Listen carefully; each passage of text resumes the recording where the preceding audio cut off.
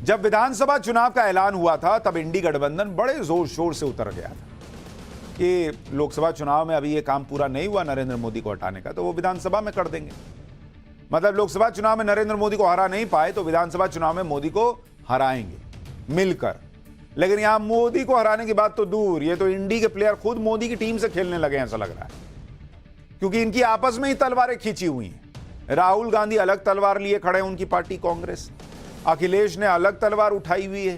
केजरीवाल की तलवार तो हमेशा ही बाहर रहती है। कांग्रेस हो या समाजवादी पार्टी हो या फिर आम आदमी पार्टी, सब अपना अपना फायदा इस वक्त देख रहे हैं। हरियाणा से लेकर जम्मू कश्मीर और उत्तर प्रदेश से लेकर महाराष्ट्र तक इंडी गठबंधन में जो टेंशन है वो पब्लिक भी देख रही है बॉस, क्योंकि इंडी गठबंधन के 3 नेता आमने सामने आ गए, राहुल गांधी, अखिलेश यादव, अरविंद केजरीवाल। अखिलेश का सपना राष्ट्रीय पार्टी बनने का है, समाजवादी पार्टी को उन्हें राष्ट्रीय पार्टी बनाना है।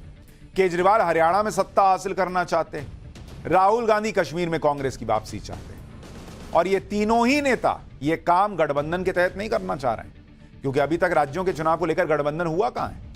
अब आप खुद सोचिए कि मोदी विरोध और बीजेपी विरोध अब पीछे छूट जाएगा, अब ये आपस में लड़ेंगे, क्योंकि इनको सामने अपना फायदा दिख रहा है। आज इंडी गठबंधन में मचे इसी घमासान के बारे में आपको बताता हूं। सबसे पहले राहुल गांधी और अखिलेश यादव की बात कर लेते हैं, क्योंकि यूपी में तो 2 लड़कों की जोड़ी उन्होंने बनाई, इन्हें सीटें भी लोकसभा में यूपी में ठीक ठाक मिल गई। लेकिन अब इनमें मारामारी मची हुई है, क्योंकि अखिलेश यादव को लगता है कि कांग्रेस को तो उनकी वजह से फायदा हुआ है, नहीं तो यूपी में कांग्रेस को कौन पूछ रहा था भाई। उधर कांग्रेस को लगता है कि अखिलेश से अब काम निकल गया, तो फिर विधानसभा चुनाव में क्यों अखिलेश की पार्टी को बात दिया जाए। लेकिन अखिलेश यादव भी दांवपेच में कम नहीं है। समाजवादी पार्टी ने जम्मू कश्मीर में चुनाव लड़ने का फैसला किया। ये समाजवादी पार्टी यूपी वाली, ये जम्मू कश्मीर जा रही है चुनाव लड़ने, जबकि जम्मू कश्मीर में कांग्रेस और नेशनल कॉन्फ्रेंस का गठबंधन ऑलरेडी हो चुका है। समाजवादी पार्टी ने हरियाणा में भी चुनाव लड़ने की तैयारी कर ली है, जबकि हरियाणा में कांग्रेस को लग रहा है कि वो तो अकेले ही काफी है। ये इनका गठबंधन है बॉस। जम्मू कश्मीर और हरियाणा वो राज्य हैं जहां कांग्रेस पूरी ताकत के साथ चुनाव लड़ने की प्लानिंग कर रही है, जिससे जरूरी है उसके साथ गठबंधन भी कर रही है। समाजवादी पार्टी शायद कांग्रेस की स्कीम ऑफ थिंग्स में फिट नहीं बैठ रही, लेकिन अखिलेश की प्लानिंग कुछ और ही है। अखिलेश यादव समाजवादी पार्टी को राष्ट्रीय पार्टी बनाने के लिए काम कर रहे हैं और इस टारगेट को पूरा करने के लिए कश्मीर और हरियाणा में चुनाव लड़ने वाले हैं। कांग्रेस से गठबंधन की कोशिश भी कर रहे हैं और गठबंधन नहीं होने पर अखिलेश कैसे कांग्रेस का गेम बिगाड़ सकते हैं वो बताऊंगा। उससे पहले सुनिए अखिलेश यादव ने हरियाणा में चुनाव लड़ने के सवाल पर क्या जवाब दिया। तो क्या हरियाणा में चुनाव लड़ेगी सपा? ये कहाँ चुनाव लड़ना है ये पार्टी तय करेगी और भविष्य में समाजवादी पार्टी राष्ट्रीय पार्टी कैसे बने उस दिशा में समाजवादी कार्यकर्ता नेता हम लोग लगातार काम करते रहेंगे। समाजवादी पार्टी को राष्ट्रीय पार्टी बनना है, लेकिन अगर समाजवादी पार्टी राष्ट्रीय पार्टी बन गई तो फिर कांग्रेस का क्या काम। कांग्रेस क्यों अपना कॉम्पिटिटर तैयार करेगी भाई। हरियाणा कोई यूपी भी नहीं है जहां कांग्रेस को समाजवादी पार्टी की जरूरत थी। यूपी में तो खूब प्रचार हुआ था कि 2 लड़कों की जोड़ी आ गई, 2 लड़कों की जोड़ी आ गई। अब लड़के एक दूसरे को कौन ही मार रहे, हटो ना, थोड़ा दूर रहो। हरियाणा में कहां आ रहे। राहुल और अखिलेश आ गए, ये यूपी में खूब फैलाया, लेकिन अब ये सब विधानसभा चुनाव में नहीं दिख रहा। हरियाणा में तो यूपी के 2 लड़कों की जोड़ी आपस में ही लड़ने वाली है, क्योंकि बताया जा रहा है कि समाजवादी पार्टी ने हरियाणा में कांग्रेस से 5 सीटें मांग ली। इसके लिए कांग्रेस हाईकमान से चर्चा चल रही है। गठबंधन नहीं होने पर समाजवादी पार्टी कह रही कि हम 20 से 25 पे लड़ सकते हैं, तो या तो 5-2 नहीं तो 20 से 25 पे डैमेज सा हो। हरियाणा में विधानसभा चुनाव लड़ने के पीछे समाजवादी पार्टी के अपने लॉजिक है। हरियाणा में समाजवादी पार्टी अपने स्ट्रॉन्ग पॉइंट्स पर चुनाव लड़ने की तैयारी कर रही है। दरअसल हरियाणा में 11 सीटें यादव और 7 सीटें मुस्लिम बहुल हैं।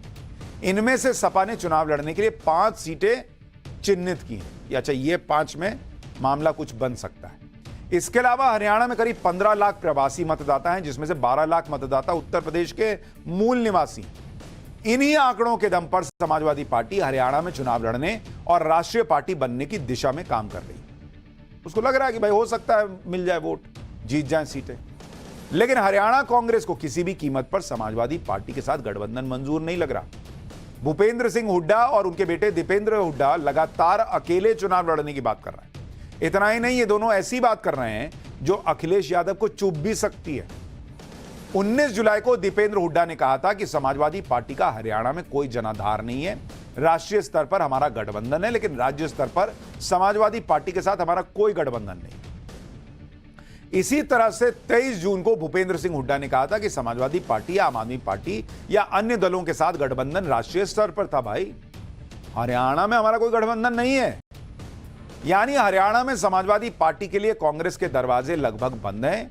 यह अलग बात है कि अखिलेश यादव गठबंधन के लिए कांग्रेस आलाकमान से चर्चा कर रहे हैं। हालांकि लोग कह रहे हैं कि इसकी संभावना कम ही है कि कांग्रेस और समाजवादी पार्टी में गठबंधन हो पाएगा। तो यह तो कांग्रेस हमेशा से करती है। मध्य प्रदेश में कहां इनको सीट दी थी?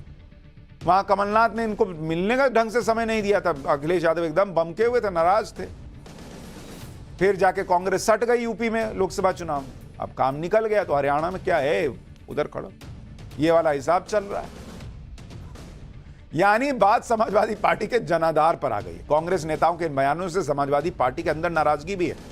वो नहीं कहेंगे कि तुम्हारा यूपी में क्या जनाधार था जी, तुम मेरे कंधे पे बैठ के लड़ लिए। सूत्रों का कहना है कि समाजवादी पार्टी ने कांग्रेस नेताओं के इस बयान को गंभीरता से लिया है और अब समाजवादी पार्टी आलाकमान भी झुकने के मूड में नहीं दिख रहा। सूत्रों के मुताबिक समाजवादी पार्टी लीडरशिप का मानना है कि अगर हरियाणा में सपा का दावा नहीं बनता है तो यूपी उपचुनाव में कांग्रेस का भी तो नहीं बनता है। अगर हरियाणा में सपा का जनाधार नहीं है तो यूपी में कांग्रेस का कौन सा जनाधार है जी? हरियाणा, महाराष्ट्र, जम्मू कश्मीर के आधार पर यूपी उपचुनाव में कांग्रेस को सीटें मिलेंगी। मतलब जितना उधर दोगे उतना ही मांगने आना, नहीं तो रहो कोने में खड़ा। ये बातें अभी समाजवादी पार्टी के सूत्रों के हवाले से आ रही हैं, लेकिन इसकी चर्चा राजनीतिक गलियारों में होनी शुरू हो गई। लोकसभा चुनाव के बाद समाजवादी पार्टी देश की तीसरी सबसे बड़ी पार्टी। ऐसे में पार्टी लीडरशिप को लगता है कि इंडी गठबंधन में समाजवादी पार्टी की हैसियत है बॉस, और यह हैसियत और ज्यादा होनी चाहिए। समाजवादी पार्टी का अगर यह मानना है कि उपचुनाव में कांग्रेस का जनाधार नहीं है तो इसके पीछे समाजवादी पार्टी के पास लॉजिक है, और वो लॉजिक है उपचुनाव वाली सीटों पर कांग्रेस का प्रदर्शन। यूपी में जिन सीटों पर उपचुनाव होना है वहां कांग्रेस ने 2022 में क्या किया था? कुछ नहीं। जहां उपचुनाव होना है उनमें से 8 सीटों पर कांग्रेस 6000 वोटों के अंदर सिमट गई थी। 6000 वोट बॉस। मीरापुर, कुंदरकी, खैर और फूलपुर में तो 2000 वोट नहीं आए थे कांग्रेस पार्टी को। सिर्फ गाजियाबाद में कांग्रेस को 10,000 से ज्यादा वोट मिले थे। यह इनका हाल है, और यूपी में इनको सब चाहिए, दूसरी जगह ये किसी को कुछ देंगे नहीं। अब आप ये भी देखिए कि अगर कांग्रेस हरियाणा या महाराष्ट्र में समाजवादी पार्टी को सीट नहीं देती है तो उसका नुकसान क्या हो सकता है। आपको मध्य प्रदेश का उदाहरण याद दिलाता हूं। 2023 में एमपी विधानसभा चुनाव में कांग्रेस ने समाजवादी पार्टी को एक भी सीट नहीं दी। गठबंधन नहीं होने पर समाजवादी पार्टी ने एमपी में 69 सीटों पर चुनाव लड़ा। अखिलेश यादव ने 6 दिन में मध्य प्रदेश में 24 रैलियां कर दी, रोड शो कर दिए। 4 सीटों पर समाजवादी पार्टी की वजह से कांग्रेस हारी थी। यानी समाजवादी पार्टी के तेवर सख्त हैं और वो अपना प्रचार करना चाहते हैं, कद भी बढ़ाना चाहते हैं, और ये राहुल गांधी के लिए बड़ी चुनौती है। ये है इंडी गठबंधन का सच। यानी इंडी गठबंधन जो बिना किसी विचारधारा के बना था वो अब लोकसभा चुनाव खत्म होने के 3 महीने के अंदर ही बिखरने लगा है। दवा में एक्सपायरी डेट नहीं होती है, वैसे इनके गठबंधन की एक्सपायरी डेट थी लोकसभा चुनाव 4 जून। अब वो वाला गोली खा रहे हैं तो रिएक्शन हो रहा है। हरियाणा की ही तरह अखिलेश यादव महाराष्ट्र में भी ताकत दिखाने जा रहे हैं। महाराष्ट्र में समाजवादी पार्टी के प्रदेश अध्यक्ष अबू आजमी ने चुनाव के लिए अखिलेश यादव से मुलाकात भी की। किन सीटों पर चुनाव लड़ना है उस पर चर्चा हुई है। यानी अखिलेश यादव ने महाराष्ट्र में चुनावी जंग का ऐलान कर दिया। अखिलेश के इस फैसले से महाराष्ट्र में इंडी गठबंधन को तगड़ा डेंट पड़ सकता है। महाराष्ट्र में भी अखिलेश यादव ने महाविकास अघाड़ी के सामने अपनी डिमांड रख दी। सूत्रों का दावा है कि महाराष्ट्र में अखिलेश यादव ने 12 सीटों की डिमांड रखी है। मुस्लिम बहुल और उत्तर भारतीय वोटरों वाली सीटों पर अखिलेश यादव की नजर है, लेकिन महाविकास अघाड़ी एक सीट देने के मूड में नहीं है। क्या बात कर रहे हैं बॉस, यहां आप लड़िएगा। समाजवादी पार्टी का मानना है कि लोकसभा चुनाव में वो महाराष्ट्र से दूर थी, एक भी सीट पर चुनाव नहीं लड़ा था। तो ऐसे में विधानसभा चुनाव में तो उसका दावा बनेगा ना भाई। लेकिन महाविकास अघाड़ी समाजवादी पार्टी को कोई सीट देने को तैयार नहीं। यानी महाराष्ट्र में भी टकराव तय है। महाविकास अघाड़ी से सीट मिलने का कोई संकेत नहीं मिलने पर अखिलेश यादव ने अपनी पार्टी को हरी झंडी दे दी और समाजवादी पार्टी फौरन महाराष्ट्र में एक्टिव हो गई। अखिलेश ने महाराष्ट्र में 12 सीटों पर कैंडिडेट लगभग तय कर लिए हैं कहा जा रहा है। अखिलेश यादव ने पीडीए के तहत 4 वरिष्ठ नेताओं को महाराष्ट्र चुनाव में प्रभारी बनाया है, जिनमें यूपी के नेता प्रतिपक्ष माता प्रसाद पांडे, जौनपुर के विधायक लकी यादव, विधायक तूफानी सरोज, विधायक इंद्रजीत सरोज ये भी शामिल है। पीडीए के हिसाब से प्रवासी मतदाताओं और मुस्लिम बहुल सीटों पर समाजवादी पार्टी का फोकस है। महाराष्ट्र में समाजवादी पार्टी के फिलहाल 2 विधायक हैं और दोनों ही मुसलमान हैं। समाजवादी पार्टी जिस स्तर पर महाराष्ट्र में तैयारी कर रही है, उससे महाविकास आघाड़ी में बेचैनी बढ़ गई कि भाई जीतेंगे नहीं लेकिन वोट तो काट ही ना देंगे। इसी तरह समाजवादी पार्टी ने जम्मू कश्मीर में भी चुनाव लड़ने का फैसला किया। कोई जगह नहीं छोड़ रहे हैं अखिलेश यादव, हर जगह रुमाल डाल दिया कि मैं भी बैठूंगा। जम्मू कश्मीर का हाल आपको बताता हूं, वहां समाजवादी पार्टी क्यों अकेले लड़ने वाली है। जम्मू कश्मीर में कांग्रेस और नेशनल कॉन्फ्रेंस का गठबंधन हो चुका है, वो तो सीट शेयरिंग करके बैठे, जिसके मुताबिक नेशनल कॉन्फ्रेंस 51 सीट पर लड़ेगी, कांग्रेस 32 पर लड़ेगी। पैंथर्स पार्टी को 1 सीट, सीपीआई-एम को 1 सीट। इसके अलावा 5 सीटों पर फ्रेंडली फाइट होगी।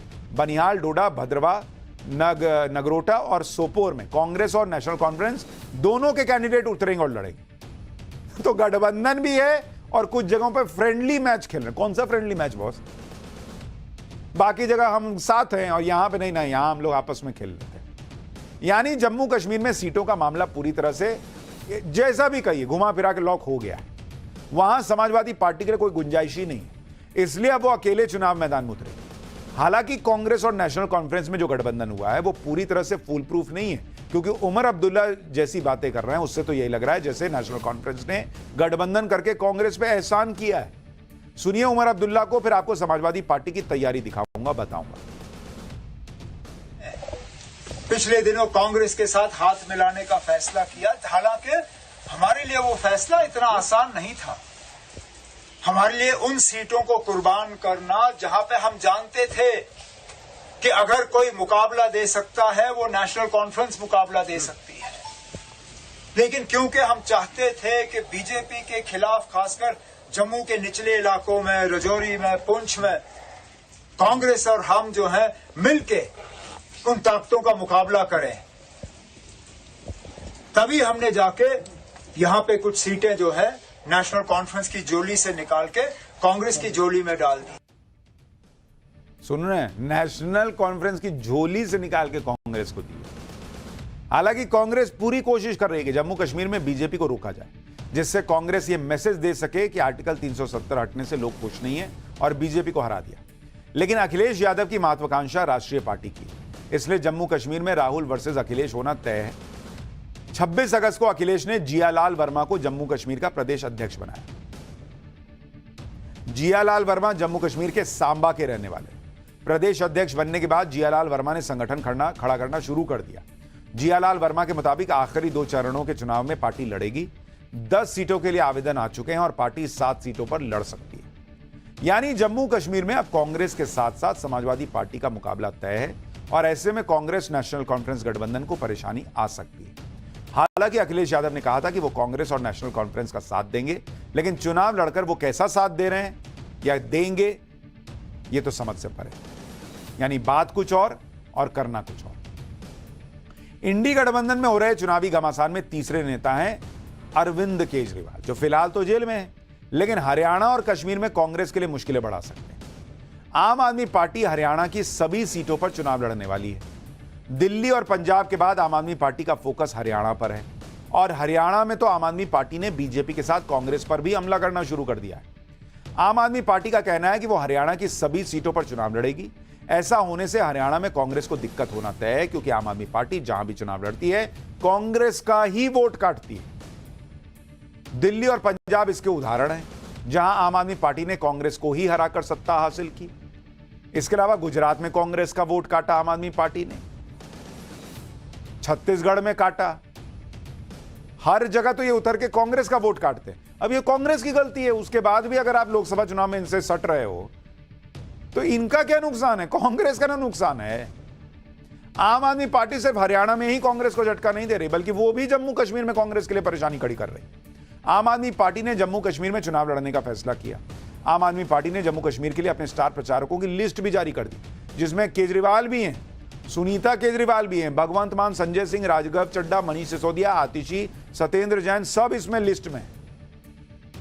आम आदमी पार्टी ने 40 नेताओं की लिस्ट बनाई है भाई, स्टार कैंपेनर की, कि ये कश्मीर में जाएंगे, जम्मू कश्मीर में जाएंगे, प्रचार करेंगे। तो सबने लोकसभा चुनाव खत्म होते अपनी अपनी तलवार निकाल लिए कि आओ काटिए, देखिए।